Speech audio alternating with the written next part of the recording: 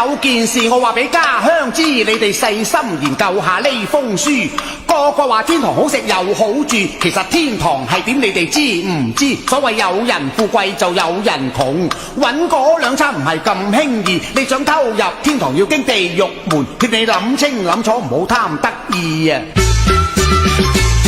你話旨意我會照顧你，想我孔乙己一受人二分四，最怕招呼唔到話我冇義氣，又怕你練精學懶就講疏乎，受人引誘就做咗匪女，其實到處揚眉都一樣花，只要有志氣，咁就處處都可以出人頭地，出人頭地。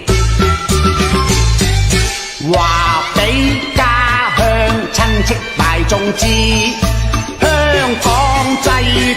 迫住到冇位企，各行競爭偷懶被人欺，接到家書各樣都話寄，從前係寄包裹，我仍然仲應付得牙麗，家姐要電視機，名牌最合意，領餐懵嘅仲要打碎，舅母成日話要收音機，手錶風扇又帶海味電算機，個心響昂羨慕人哋，我辛苦工作金睛火眼搏命捱，仲估我生活寫意在繁華地容易發達，仲話我好運氣，香港錢財遍地，我日中死慳苦了自己，一旦粗使我就會冇錢寄。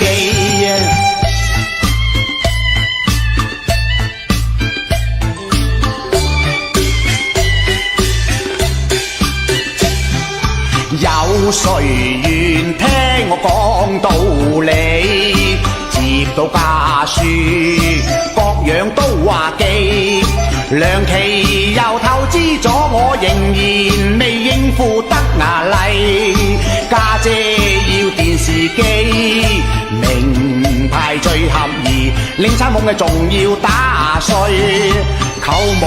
成日話要收音機，手錶風扇又帶海味電算機，個心響昂羨慕人哋，香港只做天天地像揾食難，莫估我生活寫意，求財容易，捱到頭白，我未靠天上賜，只靠貧無兩字，話俾家鄉親戚大眾知，休戚相關我自有主意。快手，擁抱每一種生活。